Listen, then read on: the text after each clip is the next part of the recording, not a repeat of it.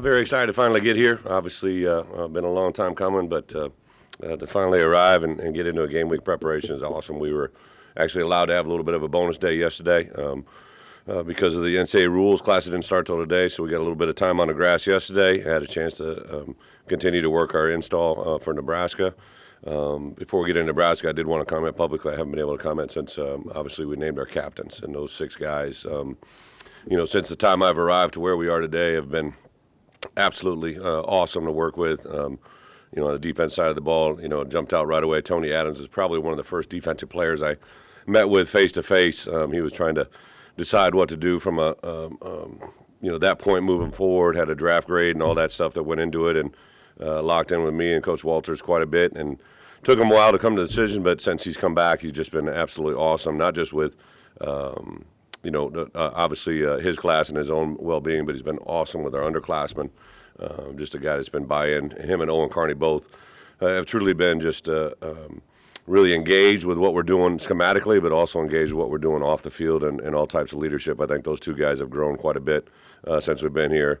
And then obviously Jake Hansen was kind of a unique story in the fact that he declared to come out and then came back, and I still give a lot of credit to our administration, our compliance office, to get him to get that waiver to come through and be eligible to play here in this home opener. Those 3 guys defensively, and then on the offensive side, been able to talk about Crane obviously with B1G, but media days, but Velo has been a guy that impressive on film. I think will probably be one of the guys that takes the biggest jumps in his level of play in this fall camp to see where he's at. And then the 6th captain, by no means any less, Blake Hayes, has just been truly one of the true joys to be around since I've been here. He gets the game, obviously a foreign-born Australian guy, but he understands American football very, very well. He's even said some things to me schematically that I've never had a specialist say to me. He just gets the game and understands it at a high level. So to have those 6 guys kind of leading our charge as captains has been awesome. As far as the status for our players, I'm not going to put out an official depth chart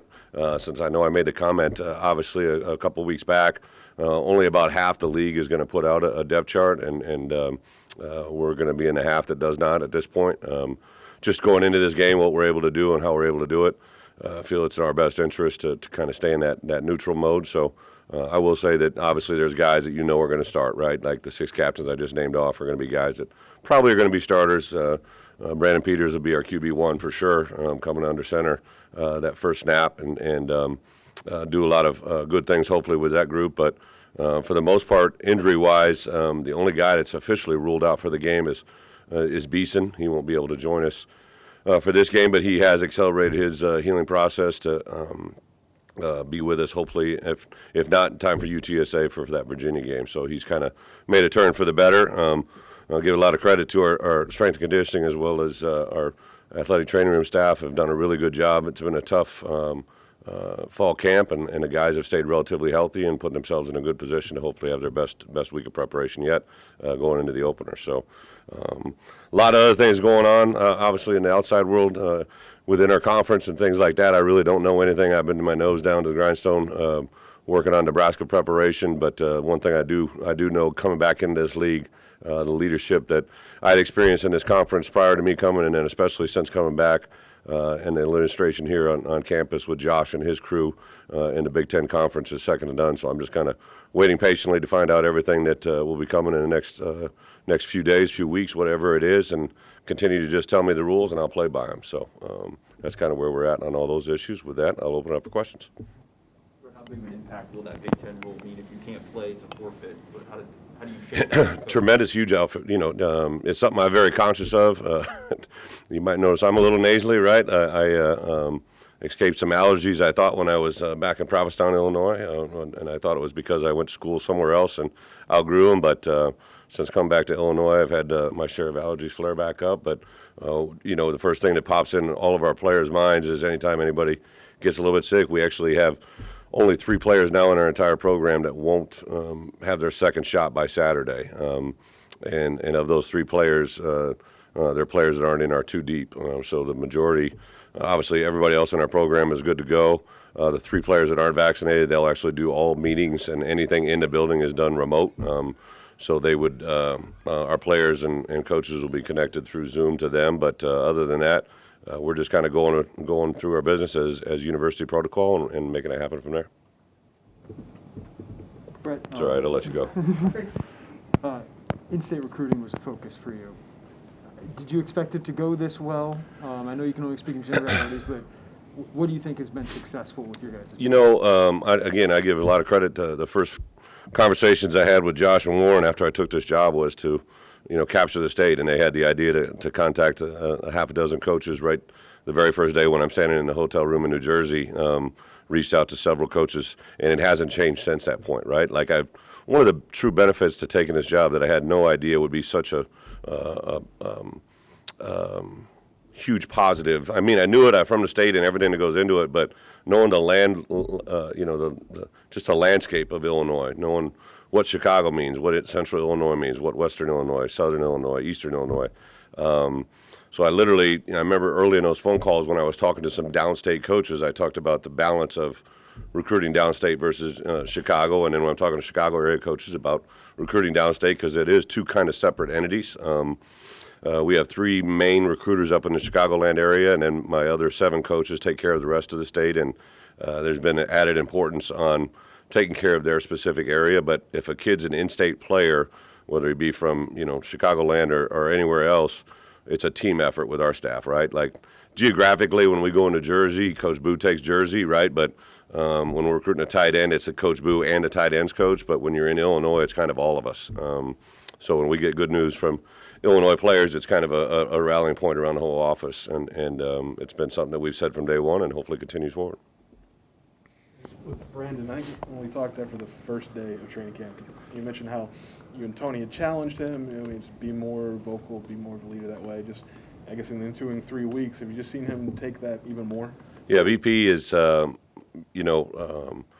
would say 3 things, right? So when I get here, all you know is what you've seen off film, right? So I've seen on film, been able to process that, and then as I got to know him, he's a guy that you have to engage, right? You have to engage and kind of draw it out of him. And one of the things that I kind of flipped on him during the course of spring, summer, and now into fall was, why don't you be the engager? Why don't you be the guy that grabs it forward? And even when we voted for captains, he received a significant number of votes offensively, and then the way we do it, our defensive coaches or defensive players vote for 1 offensive guy, our offensive guys vote for 1 defense, and then 2 on their respective side of the ball.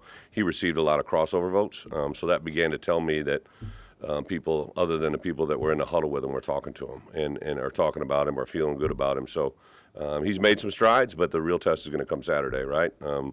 And hopefully the strides that he's made off the field carry on the field, and I definitely know on the field he's made some nice strides as well. I guess in that regard, where have you seen, just from a fresh slate when you got here, just to now, in terms of going out there and leading your offense? Yeah, volume reflects confidence, right? So if you speak loudly and efficiently, then people are going to believe you, right? So volume was a huge factor for us when we're trying to talk to him about on-the-field communication. And then, BP's got a really live arm, right? If you just truly just sit down and watch him throw, pregame warm-ups, pat and go, whatever it is, I mean, he has a pretty special arm. I've been in the NFL for 3 years, and I would say he has that type of caliber arm, just as far as 10-yard out route to a 60-yard post. He has all of the throws. It's just whether or not he can make them to the right person, right, at the right time in the right situation. So he's done a lot of really good things. I give Tony a lot of credit, and I give our players around him a lot of credit as well. When you're able to sit down and just kind of dissect Nebraska with 4 guys on defense that have called defenses at the college level, how much of a benefit is that for you and your staff? Well, obviously Ryan's the only guy that I offered the defense coordinator title to. Interviewed a few guys, but he was the guy that stood out from day one and has probably reinforced that decision 100 times over to where we are today. He's just got, incredible perspective. I think he relates well with our players, but the thing that's probably impressed me the most with Ryan is when I brought these coaches forward to him, right? Like I knew Kevin Kane, I knew Andy Boo, I knew Terrence Jamison, I knew Aaron Henry. I never at one point said, hey, hire this guy. Like I said, just let's interview him, right? Let's interview these guys and see what you think. And he'd come back and he's like, Coach, this is awesome. And Sunday night, I was just in my office reviewing some stuff, and I was going through some notes that he had actually handed me a week prior. And one of those things that he had made written to me, I asked everybody to kind of take a look after 2 weeks of camp and say, what have I done well? What have I not done well? What can we do well in the future? And one of the comments from him was how much he enjoyed this staff and the volume of experience that it brings him as a defensive coordinator. And that just spoke volumes to me about how he's selfless and he's not really in the moment of I'm the defensive coordinator. He's more in the moment of we're the Illinois defense, right? And that kind of said a big statement to me.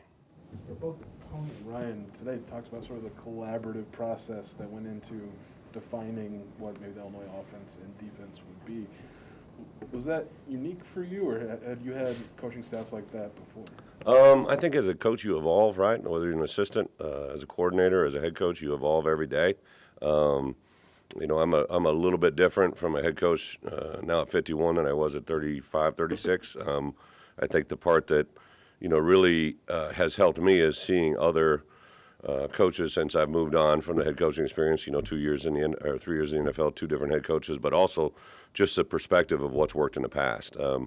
It's just a different layout. When I took over Wisconsin, I was the defense coordinator, and I worked with Paul Christ as the offensive coordinator. He and I used to compete every day, on a football field, but it was never in that head coach coordinator role. So when I stepped into that role, he and I had several conversations.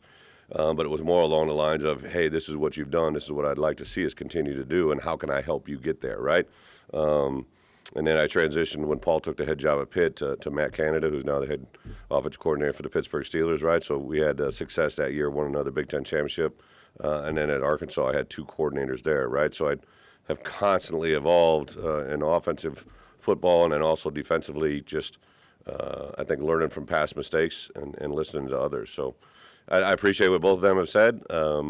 I've said from day one I didn't want to just have somebody come in and throw down a manual or a playbook and say this is what we're running. I want to run this together, and that's what we tried to do. Coach Walters mentioned that the defense that he's been able to put together is something that he's never done before, and like previous films, help. How much fun was it for you guys to be able to put this defense together from scratch and kind of slot guys in different places? It has been a lot of fun. I'm not gonna, from December 19th when I, came here or when I took the job until where we are today, it's been a constant evolution, right? Just the way things were laid out because of COVID. I wasn't able to go out and recruit, but I was able to stay here on campus, and I literally would just bring in a different coach every day. And first came TP, then Bart, and then I switched to the defensive side and I hired Ryan. And as you staggered all of those hires, it seemed like we were probably hiring 50 people, but I just wanted to give every guy a chance to get named, and it kind of came to a summation. I believe it was 2 weeks ago Friday. I believe it was about 11:30, 11:45 at night, and I came out of my office and I was going to walk down to Pat's office, and I just heard this music coming from the defensive staff room, and I came around the corner, and they had some beats going in there, and it was just like there was like 8 people in this little defensive staff room, and they're just like high energy. Everybody's they're filling out a prep for tomorrow's practice, and I'm like saying to myself, like, how many people can do that at 11:45 at the end of 2.5 weeks of camp? I think we got something here, and I think our players feel it. There's a natural camaraderie that happens. We did a routine run tackle drill, which was a pass from a quarterback to a receiver. A receiver then had to run a gauntlet, and he got a two-way tackle. So we were demonstrating that, and I had Tony Peterson throw the ball to Gio, and then Gio ran the play, and then he got 2 close angle tackles, one from Coach Kane and another one from Ryan Walters, and the whole place went like I was just doing a routine play, right, kind of demonstrated, and our players just went crazy. And then I showed that in film the next day, and I let the players critique it, which was pure pandemonium. Now, it's not just all funs and giggles, but that part really kind of summed it up for me. What have you seen on the film about the Nebraska offense that might present some challenges? Yeah, obviously Martinez is a very gifted player, very creative. Going back over the last couple of years, he's a player that's been recognized now as a captain. He's only 3-time captain in Nebraska history. Think about that. Regardless of their record, their history, the last 3 years, he's been a guy that's been a mainstay for them. So obviously he has the eyes and ears not only of his players but his coaches. I think offensively they have some big bodies up front that although they may not have a lot of career starts, they've got good experience. They're long, they're athletic. Whoever comes, I think running back is the unknown commodity, right? They have a lot of different options that are in there. Tight end, a couple proven players. I think the biggest thing we're going to have the challenge of obviously early games is to make sure that we're playing well, and then obviously we got to match their offensive play. And on the flip side of the ball, defensively, just have a lot of respect for several of their players. Played a lot of football. JoJo Doman, who's one of their premier players, his dad and I have known each other since I've been 22 years old, right? So I've known JoJo since he's been a small young man. So there's a lot of ties to that defense side of the ball. Chenander, who is their defense coordinator, played at Iowa when I was there. So there's all kinds of ties to that moment, but I'm excited for the opportunity. Coach Walters, the same thing, that how important is it that you get off to a fast start in this game on both sides of the ball, just from a confidence standpoint? Well, it's always important to start fast, play from ahead, sort of. But I would say this, right? Like, one of the things I appreciated about our captains when I announced them, I let them kind of say a few words to the team, and two of them made reference to, listen, this has all been great, right? Camp has been good. Everybody likes each other, a lot of good things. But at some point, adversity is going to slap us in the face, right? And when that happens, that's when big people have to step up. And don't know who it's going to be, when it's going to be, or how it's going to come about. But we have to have someone step up when adversity strikes, and that's going to be important. Brett, how are you playing this game with your players? Because it's a spotlight game, the only game in the nation. It's your debut. Nebraska's got its whatever. Is it?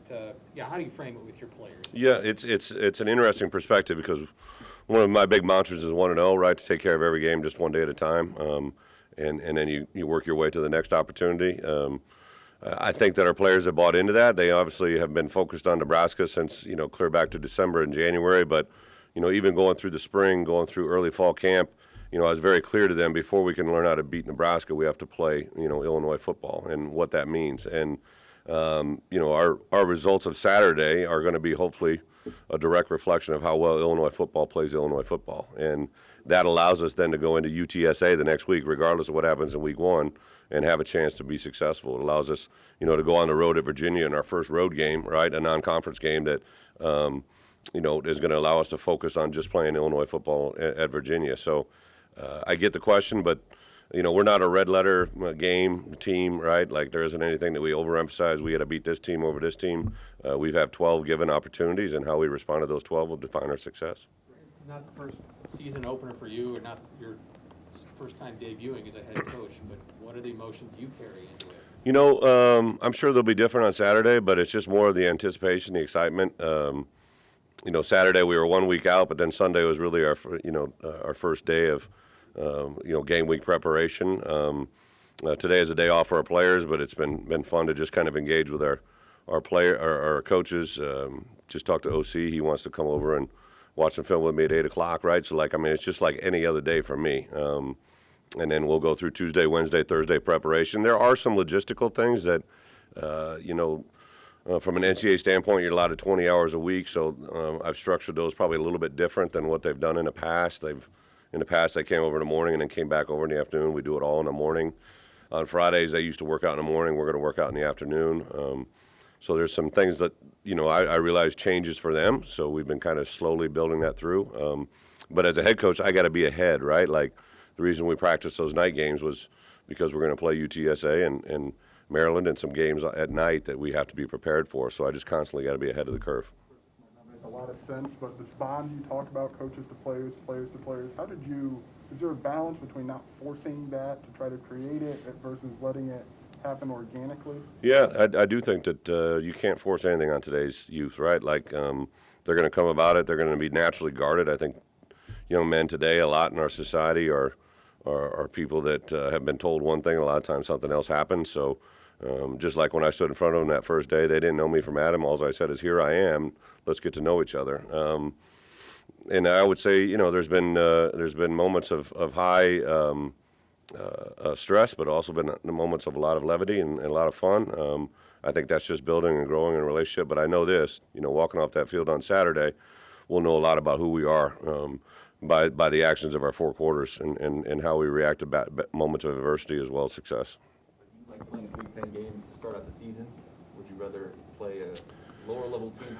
Ideally, how would you script that? Yeah, so my mind's a little jacked up, right? Like, I never think of somebody as a lower level, but I appreciate the question. I think the part that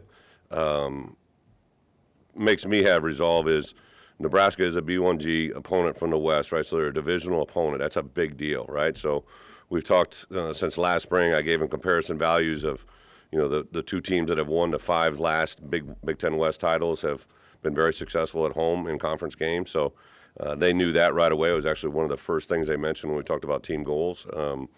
But I would also, add that the importance of the Nebraska game isn't any less significant than the last game against Northwestern, right? Like that's scheduled on our schedule. They're all important, and if we begin to favor one over the other, we'll kind of get out of balance in a certain way. I would say this was going to be a game in Ireland, right? Which sounds awesome, and there's an opportunity to possibly do that in the future. But to open up in Memorial Stadium at 12 o'clock, first game of college football.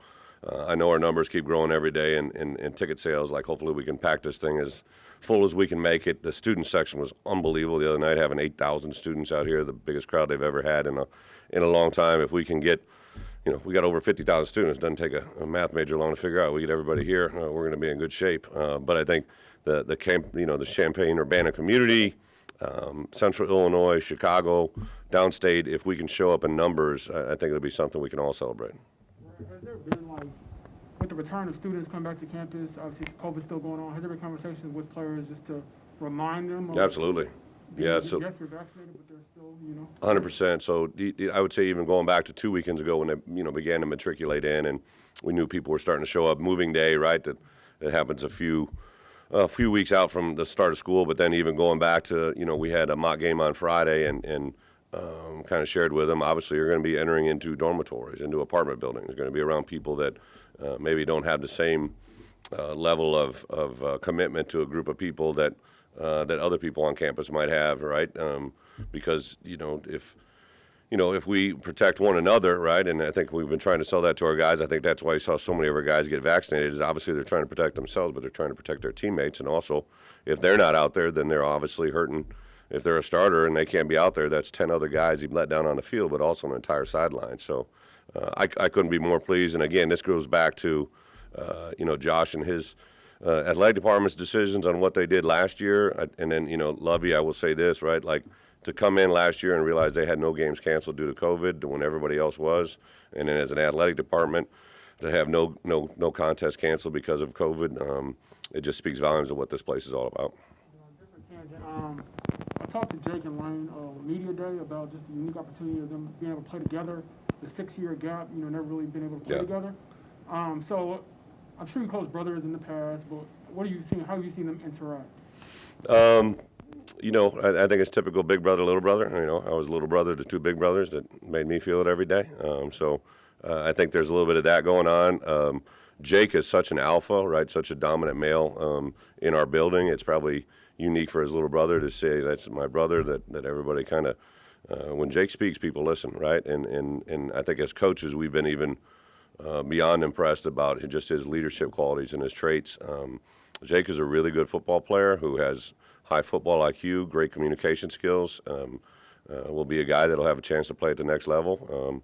And because of that, when you're an incoming non-scholarship snapper, all right, that happens to be his brother, it's a hard road to walk. But I try to say something to Lane every day, but believe me, Lane doesn't need any pick-me-up. I mean, he can carry his weight pretty good.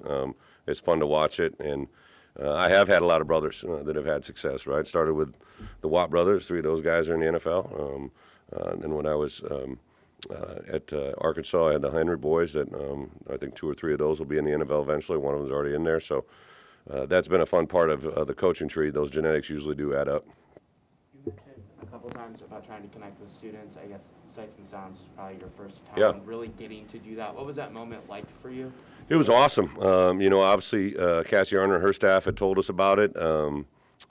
Made the suggestion that that I'd bring some of our student athletes, and I knew I was going to be voting on captain, so I knew it was going to be their first chance to be out there. And we didn't have time for everybody to talk, so basically Tony Adams and Blake were the designated 2 guys to speak, and they rocked it. All of them kind of introduced themselves, but it gave me an insight into our student body in a big way, but also the connection immediately with our players to the students, right? I mean, it's genuine, it's real. They're going to share a degree, right? They're going to share going to class, and then just to see the energy in that crowd, I think they kind of had the same moment I did. Like, it had been at least a year since they had seen a stadium like that. I mean, that whole bottom level, 8,000 people were there. Everybody was wearing orange, right? And it was just one of those moments like you could just know how special this could be. So if you're sitting at home trying to decide if you want to play, come to the game here on Saturday or watch it on TV, if you want to help us, I'm telling you, like, to have that stadium full is going to be a huge, huge opportunity for this program. You guys have spoken highly of Isaiah. What gives you so much confidence in a kid who's going to a position for the first time? Isaiah Williams? Yeah. Isaiah is, he's just kind of one of those kids, and I'm sure you guys get it too. Even though he's a quiet demeanor, he walks in with extreme confidence. You feel him when he walks into a room, and then just his, I think his level to adapt quickly. Because of a quarterback, he's got high football IQ. He's got big time ability to relate and understand concepts quickly. Understands defenses because he's been studying them. So I think his learning curve will be really, really quick. He's got incredible feet. He had a one-on-one day that was pretty impressive just to sit back and watch. I understand why all those programs offered him as a wide receiver coming out of high school. He's a very special gifted player. All good. Thank you, guys. Thank you. Appreciate it.